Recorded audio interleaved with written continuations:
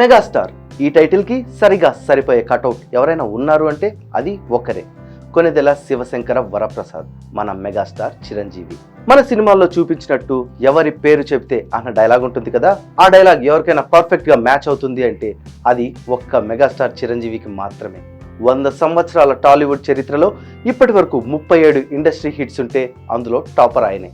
46 ఏళ్ల సినీ ప్రస్థానంలో 8 ఇండస్ట్రీ హిట్లను సొంతం చేసుకుని టాపర్గా నిలిచారు చిరంజీవి. ఆయన రికార్డులను ఆయనే బద్దలు కొట్టడం చిరంజీవికి మామూలు విషయమే.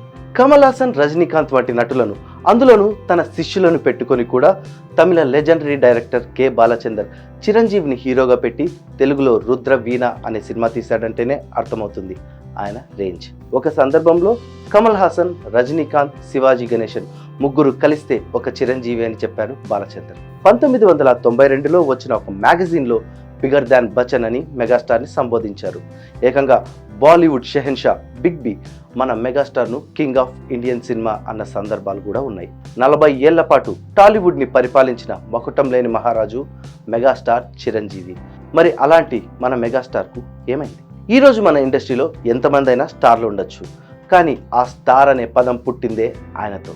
తెలుగు లాంటి ఒక ప్రాంతీయ ఇండస్ట్రీలో ఉంటూ అప్పట్లోనే హిందీ హీరోలను కూడా భయపెట్టగలిగిన నటుడు మెగాస్టార్. దేశంలోనే మొదటిసారిగా ₹1 కోటి రెమ్యూనరేషన్ అందుకున్న హీరో కూడా మెగాస్టారే. 1992లోనే అమితాబ్ బచ్చన్ కంటే ముందే, కమల్, రజనీల కంటే ముందే, మమ్ముట్టి, మోహన్ లాల్ కంటే ముందే ₹1 కోటి రెమ్యూనరేషన్ అందుకున్నాడు మెగాస్టార్. అప్పట్లో పాన్ ఇండియా స్టార్లు లేరు, పాన్ ఇండియా సినిమాలు లేవు. ఒకవేళ దేశం మొత్తం ఏదైనా సినిమా చూశారు అంటే అది ఖచ్చితంగా హిందీ సినిమా అని అర్థం. ప్రాంతీయ భాషల సినిమాలు కేవలం ఆ భాష వారు మాత్రమే చూసేవారు. అందులోనూ సౌత్ ఇండియన్ సినిమాలంటే కొంచెం చిన్న చూపు ఉండేది. అప్పుడేంటి, బాహుబలి రిలీజ్ అయ్యేంత వరకు కూడా అదే పరిస్థితి. అలాంటి సమయంలోనే, అంటే ఇప్పటికి 30 ఏళ్లకు ముందే దేశంలో ఏ నటుడు కూడా ₹1 కోటి రెమ్యూనరేషన్ తీసుకుని బిగర్ దాన్ బచ్చన్ గా నిలిచాడు megastar Chiranjeevi. Chiranjeevi cinema ticket సంపాదించాలంటే చొక్కాలు చిరిగిపోయేవి. ఈ విషయం ఈ తరం యువతకు తెలియకపోవచ్చు. ఎలాగైనా Chiranjeevi cinema first day first show చూడాలని అభిమానులు టికెట్ల కోసం క్యూలలో బారులు తీరేవారు. అది మెగాస్టార్ రేంజ్ అంటే. మరి ఆ మెగాస్టార్ ఇప్పుడు కనిపించట్లేదు, ఆయన రేంజ్ సినిమాలు కనిపించట్లేదు. ఏమైంది మెగాస్టార్కు?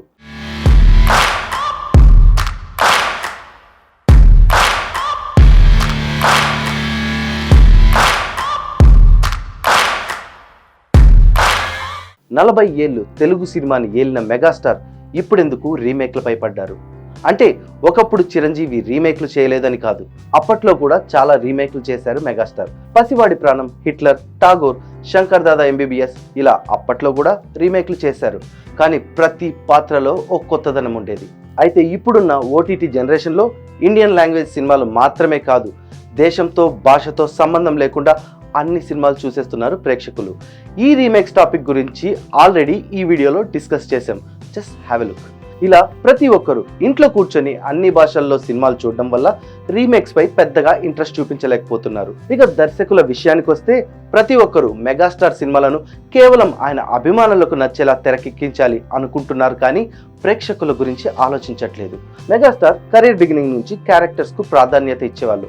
ఒకవేళ ఆ సినిమాలు అప్పట్లో ఫ్లాప్ అయినా కూడా క్లాసిక్స్ గా నిలిచాయి.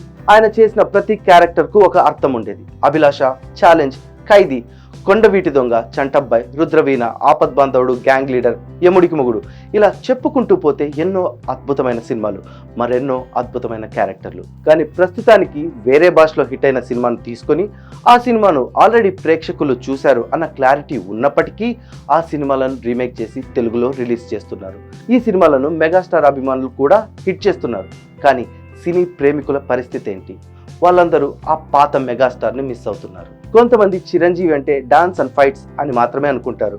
చిరంజీవి అంటే కేవలం డాన్స్లు, ఫైట్లు మాత్రమే కాదు, ఆయన ఒక గొప్ప నటుడు. నవరసాల్లో ఏదైనా సులువుగా చేయగల అతి తక్కువ మంది నటుల్లో చిరంజీవి ఒకరు. స్వయం కృషిలో సాంబయ్యగా కనిపించిన, చంటబ్బాయిలో పాండ్, జేమ్స్ పాండ్ అంటూ మనల్ని నవ్వించిన, రుద్ర వీణలో సూర్యంగా, ఆపద్ బాంధవుడిలో మాధవగా మన కంట నీరు తెప్పించిన, గ్యాంగ్ లీడర్గా రఫ్ఫాడించిన, అది ఒక మెగాస్టార్ చిరంజీవి వల్లే సాధ్యం.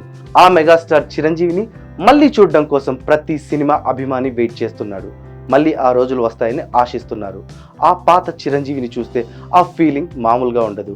మెగాస్టార్ నెక్స్ట్ సినిమా విశ్వంబరతో అభిమానులకు ఆ కోరిక తీరుతుంది అనిపిస్తుంది. ఈ సినిమా కోసం మెగాస్టార్ చాలా కష్టపడుతున్నారని క్లియర్గా అర్థమవుతుంది. అన్నీ అనుకున్నట్టు జరిగితే ఈ సూపర్ న్యాచురల్ ఫ్యాంటసీ మూవీతో మళ్ళీ ఆ పాత మెగాస్టార్ని చూస్తామన్నమాట. Let's hope for the best.